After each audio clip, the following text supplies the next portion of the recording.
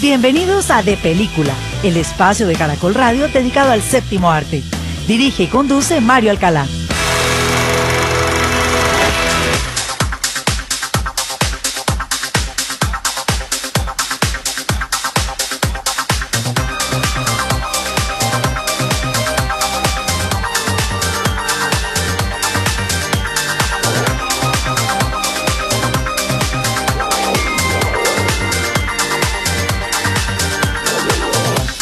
Muy buenos días a todos los oyentes de Caracol Radio en Colombia y en el exterior. Los saludamos en este domingo 9 de mayo del año 2021 y a partir de este momento comienza De Película de Caracol Radio, el espacio del Grupo Prisa dedicado al séptimo arte, porque la sala de cine que abre más temprano en Colombia es De Película de Caracol Radio. Todos ustedes, nuestros amables oyentes, nos pueden seguir escribiendo a nuestra cuenta de Twitter, @caracoldepeli, o lo pueden hacer a través de caracol.com.co/depeliculanable con el programa. Y allí, además de dejar sus comentarios, sugerencias y opiniones, también tienen a su entera disposición todos nuestros programas completos, sin cortes, sin interrupciones, para que los escuchen a cualquier hora del día en nuestra plataforma a la carta, o lo pueden hacer a través de los podcasts que están en Feedburner, iTunes y Spotify.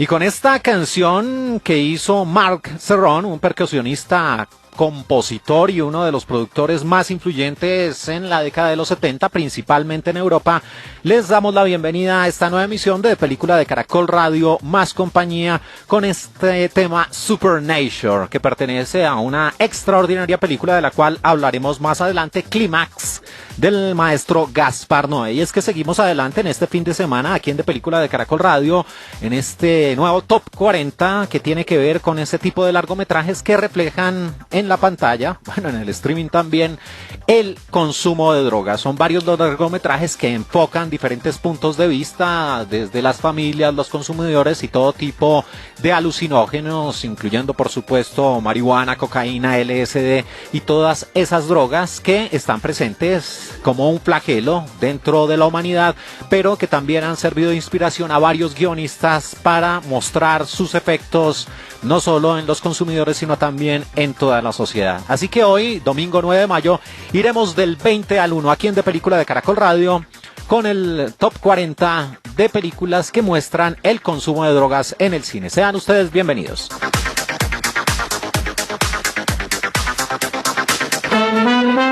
Número 20. Hey, Ma, are you in there, Ma? Ma, is that you? Yeah.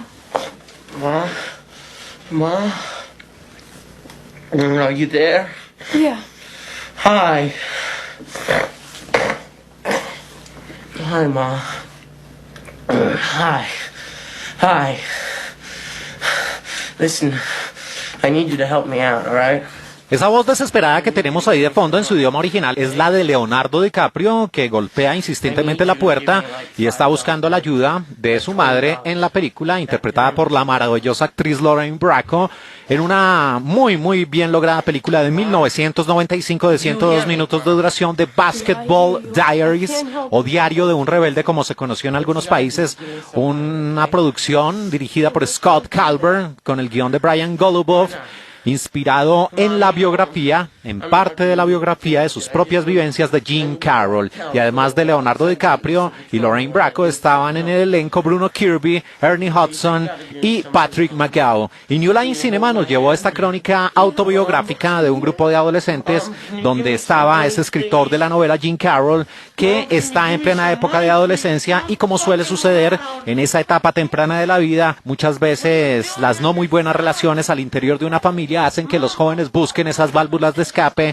y terminen en el mundo de las drogas. Pero aquí la historia de este protagonista pues va más allá e incluso llega a esnifar productos que están destinados para la limpieza, y además de esto pues también mezcla el sexo inseguro, la pornografía, el robo para poder sostener su vicio e incluso llegar hasta el punto de atacar a su propia familia. Una película visceral que muestra de manera descarnada ya las últimas etapas de la adicción y cómo se pierde la razón y se atenta contra la condición humana. De 1995 de los Estados Unidos, nuestro lugar número 20, The Basketball Diaries, Diario de un rebelde con Leonardo DiCaprio. Número 19. Why are you always in this room? You hardly ever come out of here. It's like you're a vampire. I read. I draw. You know what we should do? We should go surfing. Yeah. That sound good? I'm kind of into other things now, you know. Reading misanthropes and seriously depressed. Lugar número 19, una película muy reciente, apenas de 2018, de 111 minutos de duración, de los Estados Unidos, Beautiful Boy, o Siempre Serás Mi Hijo, un largometraje dirigido por Felix Van Groningen, con el guión de Luke Davis, y en el reparto aparecía un muy versátil y talentoso Steve Carell, un hombre que muchos reconocen en el terreno de la comedia por participar en películas como Virgen a los 40, pero este hombre también tiene una vena dramática y de actor serio y lo demuestra muy bien en esta película, acompañado por uno de los actores de moda que próximamente estará en la nueva versión de Dune, esa famosa novela de ciencia ficción, Timothy Chalamet, que apareció en Call Me By Your Name, acompañado aquí de Maura Tierney, Amy Ryan y Christian Camberry, entre otros. Y esta película, perteneciente en parte al cine independiente y que mostraba un drama al interior de una familia, es un viaje prácticamente de no retorno sobre la vida de un joven, un chico adolescente, el rol a cargo de Timothy Chalamet, que pareciera tenerlo todo en su vida. Tiene un padre abnegado, tiene una buena familia, tiene una posición social destacada, pero infortunadamente cae en el terrible mundo de la metanfetamina. Son varios los documentales, varios los especiales, varios los contenidos audiovisuales que ustedes pueden encontrar en las redes respecto al daño irreversible que provoca la metanfetamina, que vuelve a las personas prácticamente dependientes en un estado de alerta, donde pierden sus dientes, donde incluso ya no consumen los alimentos porque el cuerpo se nutre únicamente de esta droga. Y lo que muestra esta película de manera reflexiva y certera es ese dolor que se cierne alrededor de una familia, de cómo la impotencia de un padre no puede hacer nada ante esta adicción y cómo ve que su hijo se está desvaneciendo y se está perdiendo en el terrible mundo de las drogas. Una producción nominada en diferentes premios, incluyendo los Globos de Oro y los BAFTA, y que también estuvo en la selección oficial del Festival de Cine de San Sebastián del año 2018. Nuestro lugar número 19, Beautiful Boy, Siempre Serás Mi Hijo. He needs treatment, and fast. There's still a lot of drugs in his system. And worst of all, he's in denial. Can you help him? Oh, yeah. Número 18.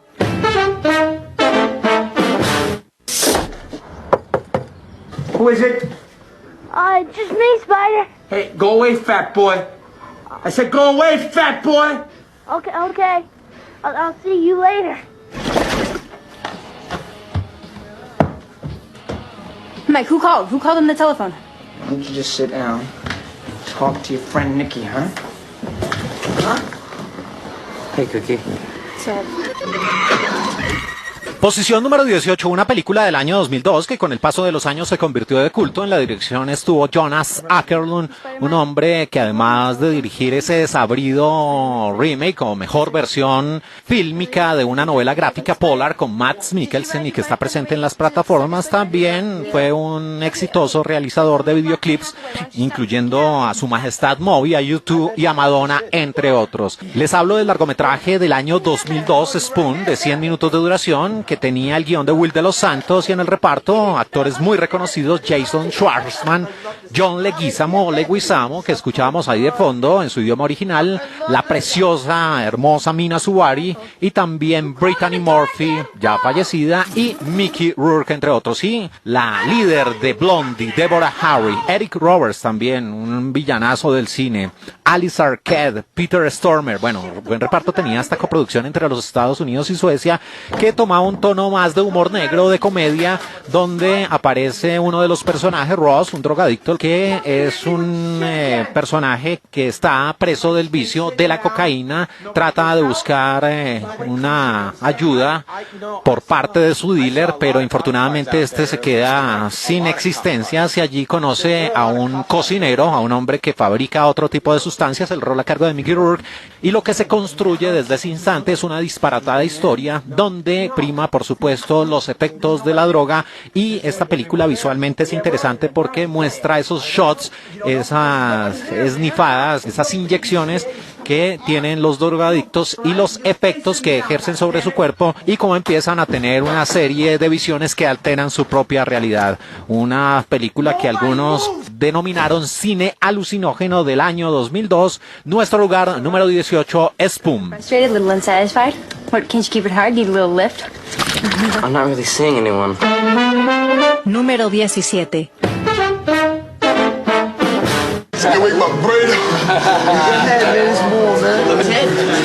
Hey, yo, how many people live here now? Too many. Yo, no, only 8 or 9. Damn, where does everyone sleep? You homosexuals or something? Nah, get the fuck out of here. Everywhere though, it's a flop house, man.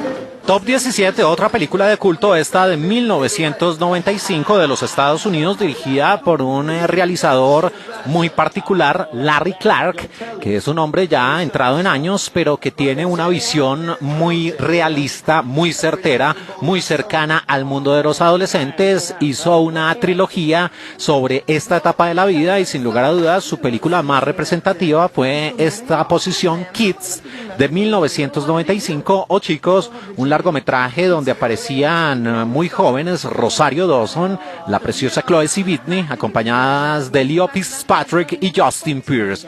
Y con el guión de Harmony Korine llegó esta historia donde se muestra también la adolescencia desbocada, donde estos jóvenes no tienen sentido de pertenencia al interior de sus familias y entonces buscan válvulas de escape en la Gran Manzana en Nueva York y empiezan a consumir todo tipo de drogas de manera desmedida, marihuana, cocaína y todo lo que puedan introducir en sus cuerpos, pero el gran ataque o la gran crítica que hace esta producción Kids es a la sexualidad desbordada por parte de estos adolescentes con sus hormonas alteradas y cómo con la ayuda de las drogas pues no tienen ningún problema en sostener todo tipo de relaciones sin protección, pese a que en esa época en particular, como lo refleja la película, estaba pululando en los diferentes ambientes el SIDA. Una cinta que tuvo 4 nominaciones, incluyendo Mejor Ópera Prima en los Independent Spirit Awards de 1995, muy supremamente recomendada, de el año de 1995, nuestro lugar número 17, Kids, de Larry Clark. What the hell? I couldn't believe you did that to me in the first place. Then everyone at the sleepaway camp was singing it the whole entire time. Número 16. ¿Debemos hablar de cuando te drogas cada noche con Rafa? ¿Sabe que fumo marihuana, Tracy? Mira tus pupilas. Estás demasiado drogada. ¡Maldito!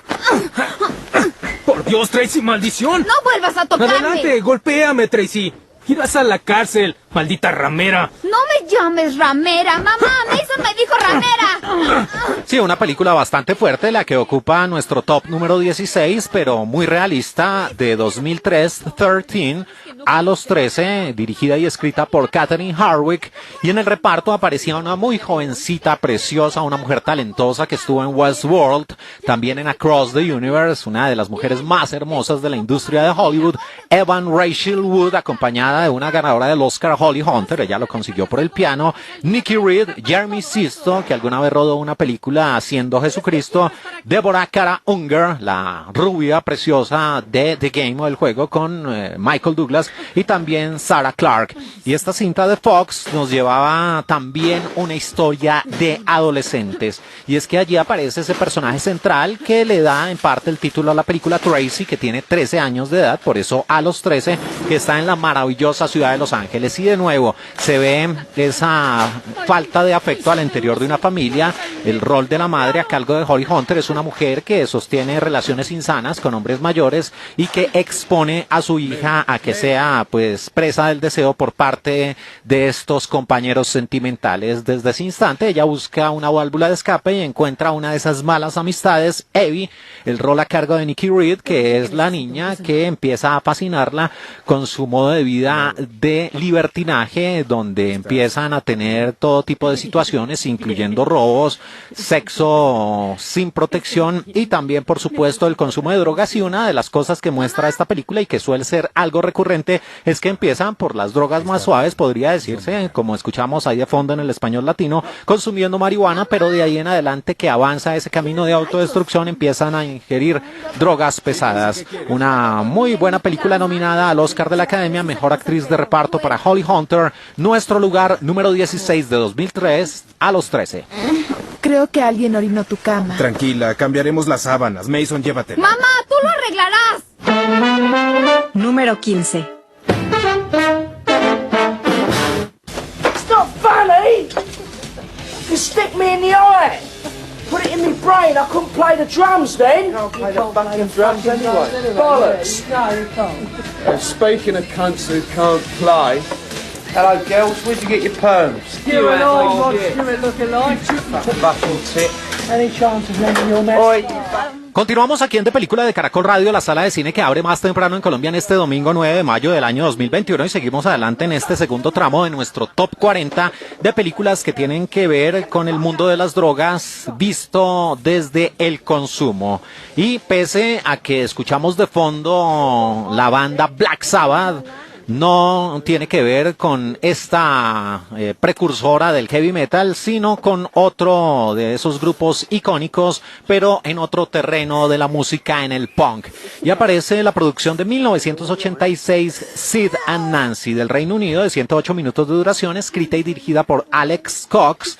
En el reparto aparecía un muy talentoso Gary Oldman, también Chloe Webb, y en el reparto también estaba Perry Benson. Y esta coproducción entre el Reino Unido y los Estados Unidos nos llevaba a los años 70 y se convertía en un biopic o una biografía cinematográfica de uno de los líderes en parte de la historia de Sex Pistols, el señor Sid Vicious, que junto con Johnny Rotten eran las estrellas de esta banda disruptiva, libertaria, de los Sex Pistols, que pegaron canciones como Anarchy in the UK y God Save the Queen. Pero volviendo a la historia, allí muestran a un Sid Vicious que se enamora de una chica americana, el rol a cargo de Nancy, y de ese instante inician lo que por estos días se conoce comúnmente como una relación tóxica.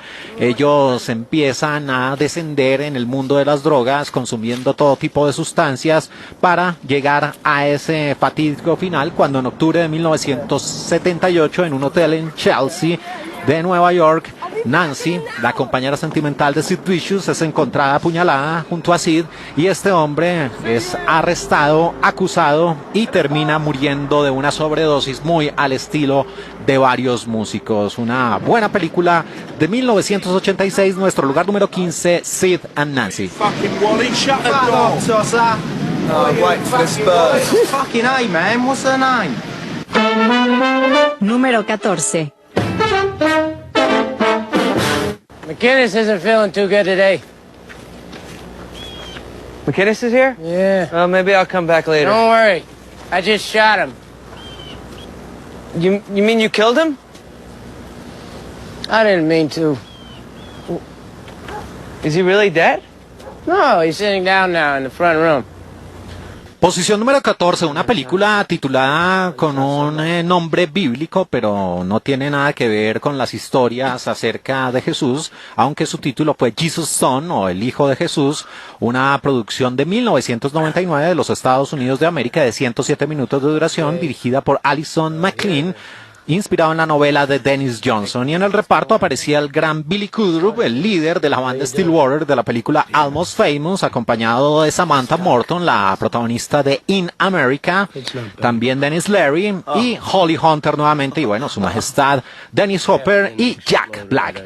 Y esta producción nos llevaba a los años 70 con una fuerte carga dramática y nos involucra en el mundo de las drogas, cuando el protagonista central de la historia tiene problemas precisamente por consumir diverso tipo de sustancias, y él, para poder sostener su vicio, se mete en el mundo de Lampa, estafando a la gente, robando, pero esta película lo que en realidad muestra es un viaje de redención. Llega un punto en la vida de varios drogadictos, de varias personas que estuvieron en el infierno de las drogas, donde dicen ya no más, ya tengo que salir de este problema, ya no puedo seguir causando más daño, y este hombre empieza a tratar de recorrer ese difícil y pedregoso camino de redención, aunque no va a ser nada fácil, y cuando trata de hacer las cosas bien, pues lo que termina es estropeándolo todo. Una muy buena película que estuvo presente en el Festival de Cine de Venecia, nominada al León de Oro, y que obtuvo 2 premios en la edición de 1999. Nuestro lugar número 14, Jesus Son. Was kindness in his heart. Will you believe me when I tell you that there was kindness in his heart? His left hand didn't know what his right hand was doing. Número 13. Tengo 3 chimbitas en Montelíbano. Ya sé el perico que puedo. Vení, pues, huevón, poneme cuidado. No, pero ¿no les gusta el pipí, señores? Les encanta. Ey, dame un pasecito, pues, huevón. Leo, tampoco, huevón, que ese desespero, hermano. Claro, a mí me gustan los grandes. No. Lugar número 13, otra gran producción del maestro Víctor Gaviria en el guión y en la dirección. Viajamos al año 2004 con este excelente film de 105 minutos de duración, sumas y restas, que tenía en el reparto a Juan Uribe, que se manda tremendo papelazo. De ahí también surgió uno de los grandes actores de la televisión nacional, Fabio Restrepo, y complementaban el reparto María Isabel Gaviria y Ana María Naranjo. Y esta coproducción entre Colombia y España nos llevaba a la ciudad de Medellín, en el pleno apogeo de los carteles de la droga, donde aparece Santiago, el personaje central, un hombre que era un ingeniero, que tenía pues lo que se podría desear, una buena familia, una esposa maravillosa, una buena posición social, pero infortunadamente este hombre se mete de cabeza literalmente en un proyecto de vivienda. Empiezan a faltarle recursos y uno de sus amigos, con los que compartía un lecho en su finca, muy adictos a la cocaína, le dicen que le tienen la solución al problema y le presentan a Gerardo, el rol a cargo de Fabio Restrepo, un hombre que en teoría es un mecánico, pero que en la práctica es, como se conoce coloquialmente, un traqueto, un traficante de cocaína. Desde ese instante, para este ingeniero empieza un viaje de autodestrucción para ir a tocar fondo, donde se involucra en el mundo del crimen, pero también en la droga. Se vuelve un adicto a la cocaína, a las mujeres fáciles, al dinero fácil, bueno, no tan fácil, y desde ese instante pues este hombre tocará fondo, verá su existencia y la de su familia amenazada, y todo esto en cabeza de ese villanazo de la historia, Gerardo, insisto, el rol a cargo de Fabio Restrepo. Muy buena película del maestro Víctor Gaviria del año 2004, nuestro lugar número 13, sumas y restas. Vaya a dormir, huevón. Seca conmigo, hueputa. Leo, esta es tu casa, hueputa. Número 12. Les Gwyn, ça marche jamais. Elles sont toujours en manque de queue, c'est sûr. Sûr. La petite et la grande en même temps, Balek. Ay, come on. Puisque tu me demandes si je veux me marier, toi tu veux des enfants? Non, je sais pas, moi j'en ai rien à foutre, moi j'y pense pas. Tout le monde le pose. Top 12, al principio de este programa escuchábamos parte de su banda sonora, una película extraordinaria, psicodélica, una experiencia más que un largometraje, del año 2018 de 95 minutos de duración, escrita y dirigida por Gaspar Noé, Clímax. Un film que tenía en el reparto actrices despampanantes, maravillosas, talentosas, extraordinarias bailarinas, donde estaban Sofía Boutella, también una mujer que es modelo y que les recomiendo vean su Instagram, Lia Hablamos. Complementaban el reparto Kitty Smile y Giselle Palmer.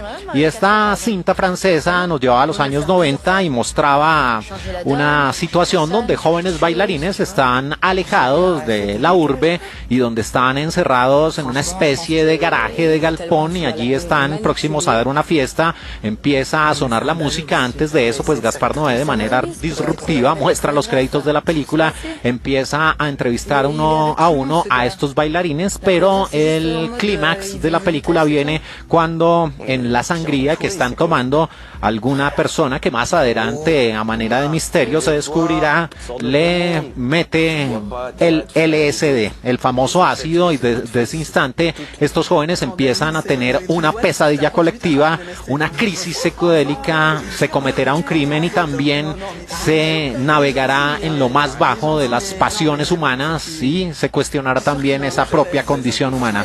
Una película que es, insisto, una experiencia muy recomendada, presente en Netflix, del año 2018, de Francia, nuestro lugar número 12, Clímax de Gaspar Noé. Número 11. Oh, no thanks. I got some store-bought right over here on my own. No, man. This is grass. You mean marijuana? Yeah. Lord have mercy. Is that what that is? Let me see that. Lugar número 11 tenía que estar en este conteo, una película de culto, una de las grandes producciones del cine estadounidense de todos los tiempos, dirigida por el ya fallecido Dennis Hopper.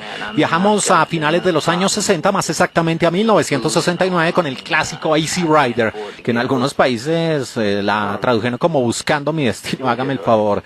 Protagonizada por ese trío inmortal, Peter Fonda, Dennis Hopper y Jack Nicholson, la película road movie o de carretera por excelencia, donde muestra en principio a dos jóvenes, al Capitán América, que era Peter Fonda, y a Dennis Hopper en dos tremendas motos, recorriendo de costa a costa la Unión Americana, redescubriendo América. Y cuando en el camino se les cruza un abogado, el rol a cargo de Jack Nicholson, estos tres hombres recorrerán ese gran país mostrando varios lados oscuros de la Unión Americana y por supuesto con toda esa psicodelia, con esa corriente hippie y las drogas de por medio, como escuchamos ahí de fondo en su idioma original. Empiezan con la marihuana pero terminan consumiendo drogas más pesadas. 2 nominaciones al Oscar tuvo esta película, incluyendo mejor actor de reparto para Jack Nicholson y también guión, clásico de clásicos, infaltable, de 1969, Easy Rider. Hacemos una pausa aquí en De Película de Caracol Radio, más compañía, y ya regresamos del 10 al 1 en este top 40 de películas que muestran el consumo de drogas en el cine. Oh, wow. What was that, man? What the hell was that, man? Huh? No, man, like, hey, man, wow, I was watching this object. Número 10.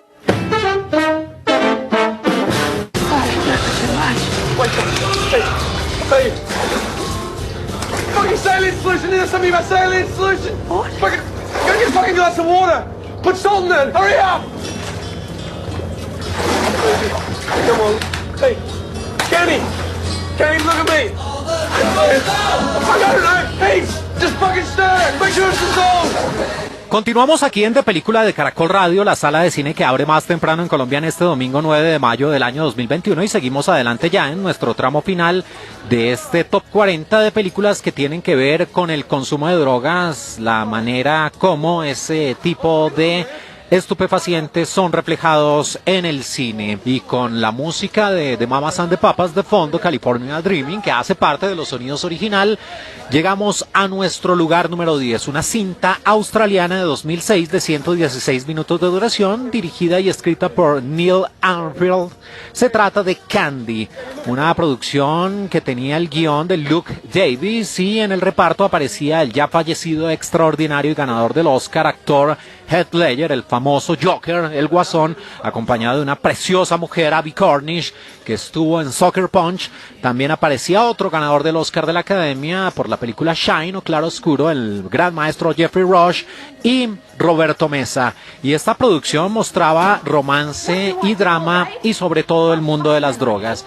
Y es que no es un secreto que en las relaciones de pareja, en las relaciones interpersonales, se construyen esos vínculos, algunos duraderos, otros efímeros, efímeros con base en algo en particular, ya sea el sexo, ya sean las mismas ambiciones en la vida, y en este caso, infortunadamente, ese puente de unión entre la pareja protagonista es la heroína.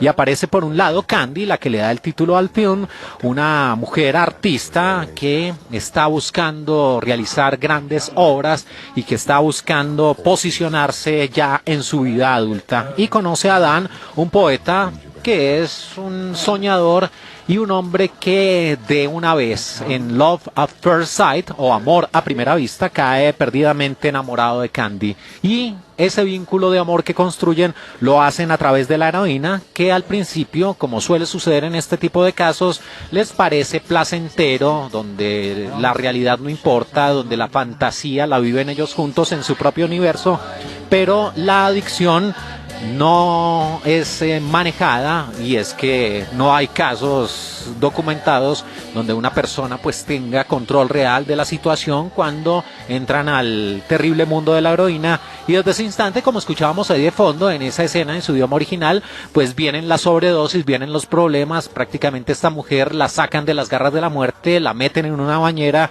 y lo que sucede durante el desarrollo de la película es ver ese difícil camino de las drogas que crea un mundo falso y que no debe ser para nada nunca el puente de unión de una pareja. Del año 2006, una película con críticas encontradas de Australia, nuestro lugar número 10, Candy. Hey, Kenny! Kenny, look at me! Número 9. Listen, I just heard Bobby's OD'd. Took a hot shot at junk. What do you mean?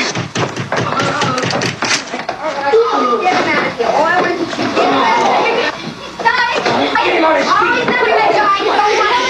Get him on his feet! Stop lying here, you hear me? Get him out of here, that's all I feel. Put your towels under the table. De nuevo tenemos una situación recurrente en esta escena en particular, cuyos sonidos tenemos de fondo en su idioma original, y aquí tratan de revivir a una persona que está en medio de una sobredosis producto del exagerado consumo de la heroína. Y también caminamos a través de el suelo del Parque de la Aguja. Nos vamos a 1971 con este film de 110 minutos de duración de los Estados Unidos, dirigido por Jerry Schasberg y que tenía el guión de John Gregory Dunne. La película The Panic in the Needle Park, o Pánico en el Parque de la Aguja, una producción que tenía como gran protagonista a Al Pacino, que en una de sus variadas y muy buenas entrevistas dijo que de toda su carrera cinematográfica ni siquiera el Oscar que le entregó Perfume de Mujer lo hicieron ser tan orgulloso de estar en el mundo de la actuación como su papel en la película Pánico en el Parque de la Aguja, acompañado por Kitty Wynn, Alan Bean y Richard Bright. Y esta producción, que se convirtió de culto, mostraba el retrato de un grupo de adictos a la heroína que tienen como sitio de reunión ese Needle Park en la ciudad de Nueva York, y donde las personas confluyen para esconder sus miedos, también para aislarse de la sociedad, pero sobre todo para encontrar ese motor de vida, infortunadamente, que los mueve, y es su adicción a la heroína y la forma como conseguirla, donde terminan, si no robando, también prostituyéndose o también enemistándose con su círculo cercano. Una muy buena producción que refleja de manera muy realista la adicción a la heroína. Nuestro lugar número 9 de 1971, The Panic in the Needle Park, o Pánico en el Parque de la Aguja. Man, we're gonna have stuff coming out of our ears. Número 8. Well, I like the way you did that. Come on. Come on. Come on. Come on. Let's get some peanuts. Peanuts? That's one thing that's good for you, man. Peanuts, man. Beer, mezcal on the side. You got it. Posición número 8, tremendo peliculón. Ya habíamos hablado de él aquí en De Película de Caracol Radio cuando hacíamos el top 40 de producciones que tenían que ver con el mundo del periodismo, y este film en particular muestra una vertiente de la actividad periodística, y es el conocido como periodismo gonzo, que es algo así como una suerte de ejercicio experimental donde el periodista se involucra en primera persona en las vivencias de lo que quiere retratar, y aquí es prácticamente una biografía cinematográfica que se convirtió de culto y que nos llevaba a los años 70 de un periodista y abogado que quería hablar del mundo de las drogas e inicia un viaje a través de diferentes sustancias.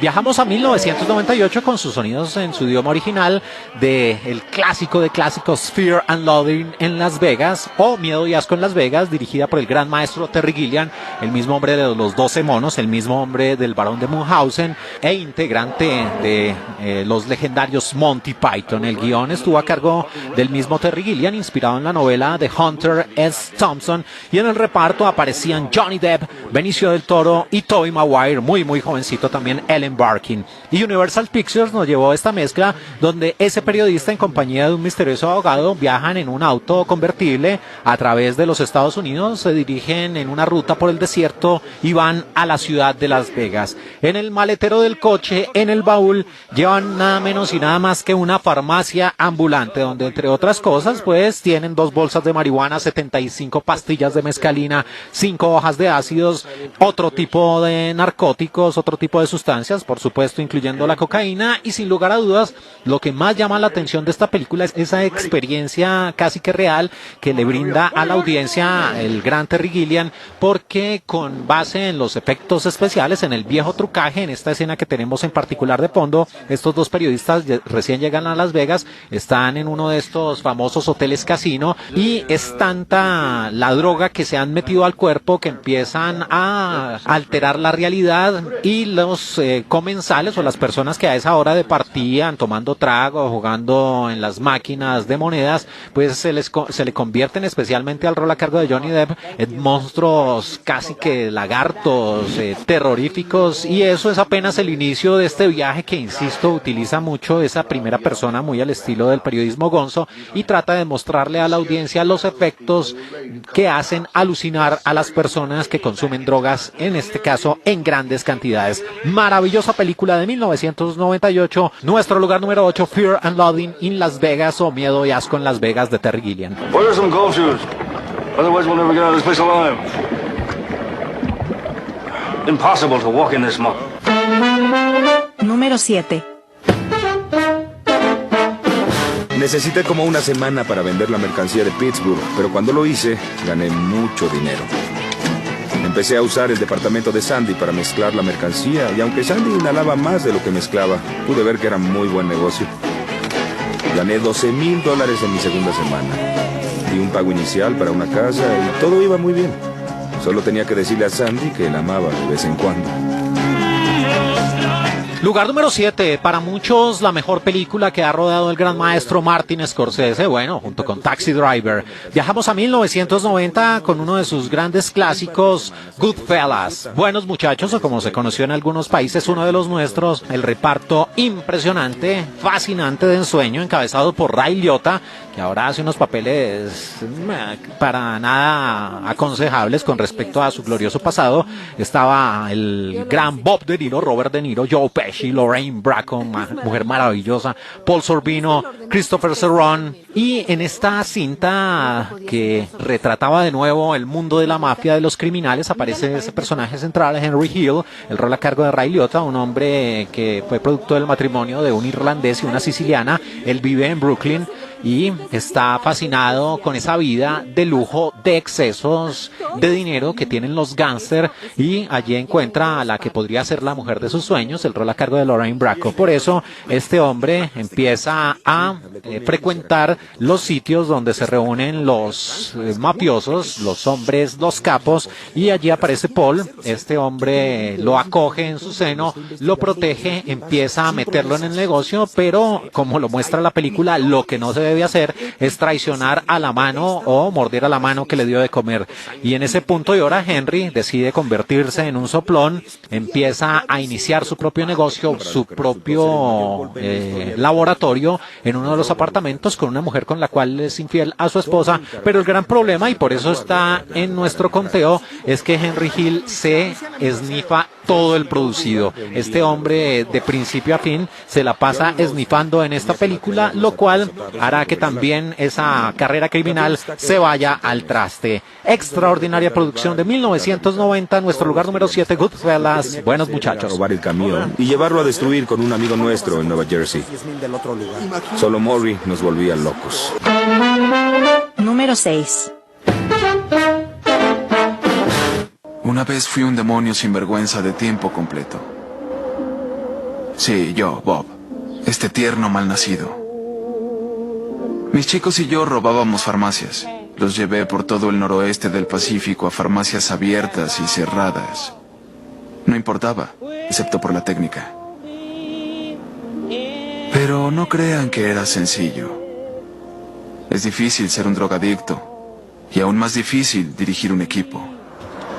¡Qué buena película! Llegamos a 1989 con nuestra posición número 6, un extraordinario, un excelso film del maestro Gus Van Sant en la dirección y en el guión, Drugstore Cowboy.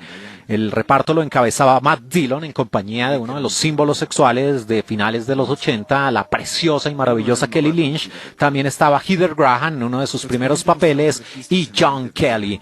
Y esta producción nos llevaba a los años 70 en un tono de road movie o película de carretera y hacía parte del cine independiente en los Estados Unidos de América, donde se muestra la historia de Bob, ese personaje que se sincera con la audiencia, con su público en el español latino, el jefe de una banda de toxicómanos que tienen una serie de tretas, una serie de casi que puestas teatrales para ingresar a las farmacias, hacerse pasar por enfermos y sufrir todo tipo de alteraciones, mientras él como jefe empieza a vaciar todos los mostradores consiguiendo drogas psiquiátricas, drogas farmacéuticas que se utilizan para casos de depresión severa, para casos de conducta compulsiva, y allí se vuelven prácticamente dependientes de este tipo de drogas, y para cubrir esas necesidades van a lo largo y ancho de la costa americana atracando farmacias hasta que Bob llega a un punto y hora, que es también un tema muy recurrente en las películas que tratan el tema del consumo de drogas,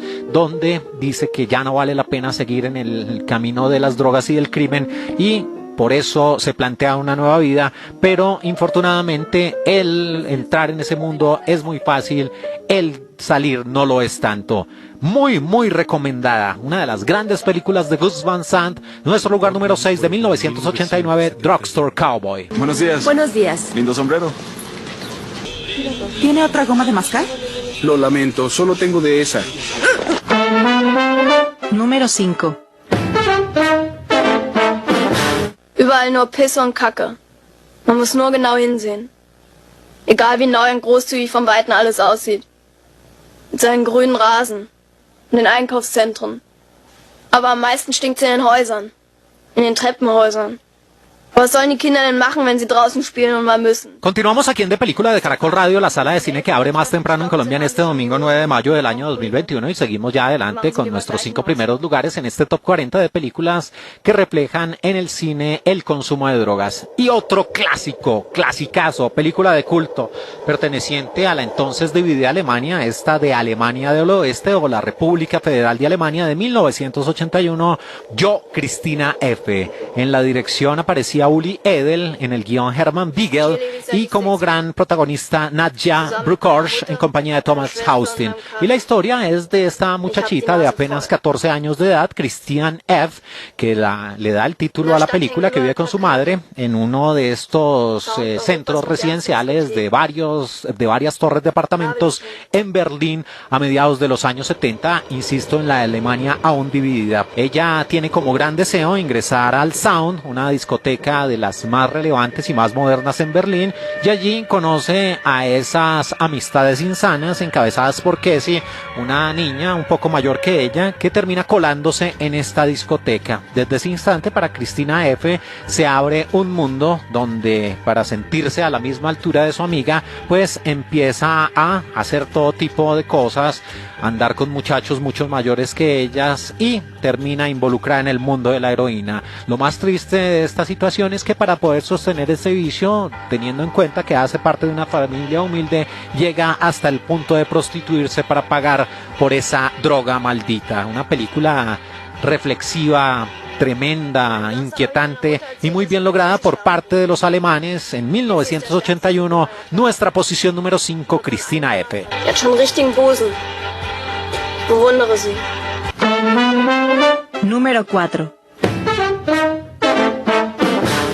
Hey, man, are you gonna find these guys, or you got any promising leads or leads? Yeah, sure. I'll just check with the boys down at the crime lab. They got 4 more detectives working on the case. They got us working in shifts.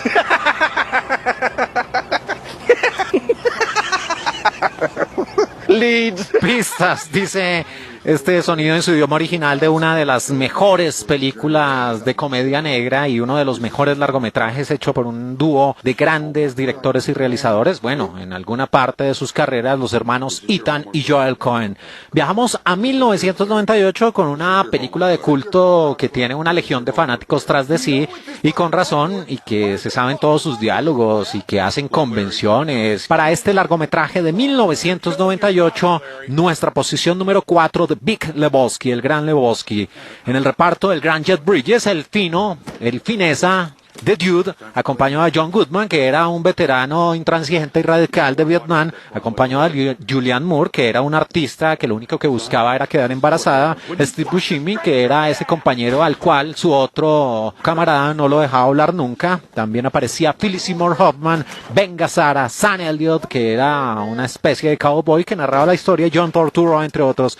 Y el famoso Dude, el fino, es un vago de Los Ángeles que se mete en una serie de situaciones. Todo empieza porque le roban un tapete y de ahí en adelante viene una serie de circunstancias, pero en la mayor parte del tiempo este hombre se la pasa fumando marihuana. Por eso hace parte de nuestro conteo, además de que acompañaba esos momentos de placer tomando ruso blanco, uno de sus cócteles favoritos. Una película con unas secuencias maravillosas, con el juego a los bolos, con esa que tenemos de fondo, donde este veterano de Vietnam pues confunde a un posible sospechoso y termina destruyendo el auto del vecino. Son muchas las secuencias divertidas y una historia sólida la que nos contaron los hermanos Ethan y Joel Coen, y la acompañaron con el consumo de drogas en el tono del humor negro en 1998 con nuestro lugar número 4 de Big Lebowski. Fucking gun that quick! Come on, man. I'll kill your fucking gun, man. No, hey, that's not his head! Número 3. Antonio Montana. And you? What you call your son? Where'd you learn to speak the English, Tony? In a school. And my father, he was from the United States. Yeah? Just like you know. He was a Yankee. He used to take me a lot to the movies, you know. I learned. I watched the guys like Humphrey Bogart, James Cagney. Lugar número 3, ese que escuchamos ahí de fondo en su idioma original es el gran Antonio Montana, Tony Montana, de la extraordinaria película del maestro Brian De Palma con el guión de Oliver Stone, Scarface o Cara Cortada, un largometraje donde nosotros los colombianos no salíamos muy bien parados, y que fue polémico en su época precisamente por esta situación. En el reparto, su majestad Al Pacino, Tony Montana, acompañado de Steven Bauer, Michelle Pfeiffer, que salía absolutamente despampanante, preciosa, el objeto del deseo de Tony Montana. También una mujer que salía preciosa, divina, Mary Elizabeth Mastrantonio, el gran Robert Loya y F. Murray Abraham, más conocido como Antonio Salieri. La historia, la de Tony Montana, un hombre que, como escuchamos ahí de fondo en esa escena en particular, pues lo interrogan al ser un inmigrante y él se instala en Miami con el único y claro deseo de triunfar y de convertirse en un hombre millonario. Pero ¿cómo lo va a hacer? A través del insano camino de las drogas. Se convierte prácticamente en un capo, empieza a negociar con los expendedores de drogas de Sudamérica y allí forma una organización criminal, convirtiéndose en ese capo de capos con esa sensacional secuencia final donde aparece esa leyenda del mundo es tuyo, The World is Yours, y donde también pues este hombre se bate en un duelo a tiros con las personas que van a esa mansión que ya había conseguido y donde pronuncia esas famosas frases de si tú tienes el dinero, tienes la fama, y si tienes la fama, tienes a las mujeres. Algo así rezaba esta gran producción, que era una una suerte de remake de una película con Edward G. Robinson, pero donde se cambiaba el licor por las drogas. De culto, maravillosa, extraordinaria, sensacional producción de 1983, nuestro lugar número 3, Scarface. $1 million. Big deal. That's pretty funny, Tony. No, that's true. It was a Canadian tourist. What'd you do, mug him first? Get him out of here. Come on. Número 2.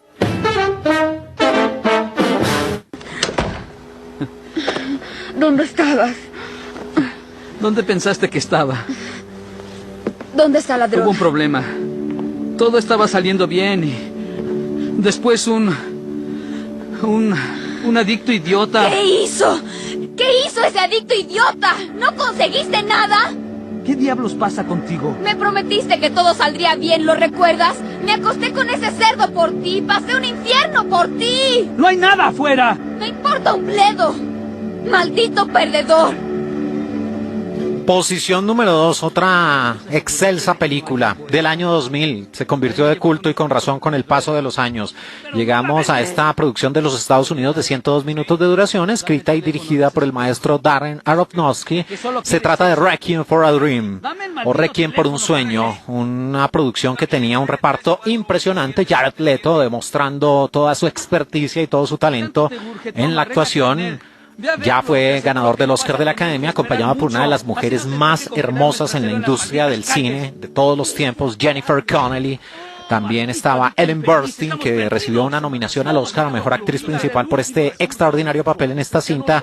Marlon Wayans, uno de los hermanos Wayans, que hacía un papel serio, no esas barbaridades como ¿Dónde están las rubias? Y Christopher McDonald, entre otros. Y esta película de culto y del cine independiente mostraba varias historias. Una de ellas era la de Harry, Jared Leto, que está en una relación sentimental con Marion, el rol a cargo de Jennifer Connelly. Y en esta escena en particular que tenemos de fondo en el español latino, pues es una pareja que estaba buscando como medio de vida el convertirse en dealers, en expendedores, y terminan presos de su trampa porque se vuelven adictos extremos de la heroína y hacen todo tipo de cosas, rebajan su condición, pierden todo tipo de pudor, incluso pierden una de las partes de su cuerpo, en el caso de Harry, para conseguir mantener esa adicción. Y por el otro lado aparece la historia de la madre de Harry, rol a cargo de Ellen Burstyn, una mujer adicta a las drogas psiquiátricas que sueña y que ya trastorna su realidad y está pendiente de un programa de televisión, y allí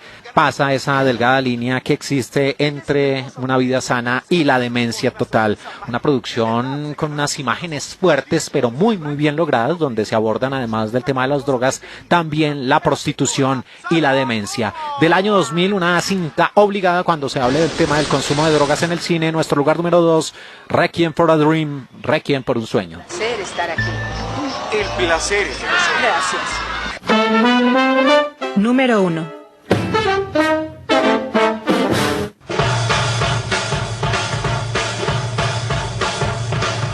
Escoge una vida, escoge un trabajo, escoge una carrera, escoge una familia, escoge una maldita televisión, escoge lavadoras, autos, reproductores de compactos y abrelatas eléctricos. Choose a life, choose a job, choose a career. Llegamos a... Sí, es que no podía ser otro el primer lugar. Una de las mejores películas en toda la historia del cine, por todo, nada menos, bueno, empezando por su banda sonora, que tenía Underworld, tenía Iggy Pop. Les hablo de Trainspotting, de 1996, de 90 minutos de duración, del Reino Unido, dirigida por el gran Danny Boyle, con el guión de Irving Welsh. En el reparto aparecía Renton, Ewan McGregor, Robert Carlyle, que era Begbie, también Johnny Lee Miller, Ewan Bremer, Kelly MacDonald, Peter Mullan, entre otros. Y esta producción, que se convirtió de culto con el paso del tiempo y en un referente del tema de las drogas en el cine, mostraba, entre otros personajes, a Renton, un joven escocés que está en Edimburgo, y que junto con su patota de amigos, unos adictos irrefrenables en el tema de la adicción a la heroína, tanto así que en una de las secuencias impactantes de este film, por andar metidos en el vicio, dejan morir a su propio bebé, una de las parejas de estos junkies, y desde ese instante lo que construye Danny Boyle es una divertida y muy entretenida historia de robos, de situación de deslealtad entre esos propios compañeros y también la caída de personas que están ajenas al vicio en uno de los personajes centrales y que después de probar las drogas pues ya no tiene un viaje de regreso. Además que salía una mujer preciosa que era menor de edad, que se hacía pasar por una mujer mayor en uno de los clubes, pero que en la vida diaria, a la luz del día, era una simple estudiante. Una producción con una y mil secuencias, varios momentos memorables, acompañados, insisto, de una extraordinaria banda sonora y que mostraba en una secuencia en particular los efectos de la heroína y mostraba también el peor baño de Escocia.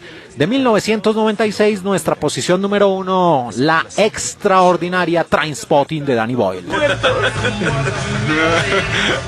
Y así llegamos al final de este nuevo Top 40 aquí en De Película de Caracol Radio. Ayer sábado y domingo estuvimos yendo del 40 al 1 recorriendo esos largometrajes que plasman en el cine el mundo de las drogas, especialmente el tema del consumo. Nuestra cita es el próximo fin de semana para conectarnos una hora de 4 a 5 de la mañana con este mágico mundo del cine, siempre aquí en De Película de Caracol Radio, más compañía.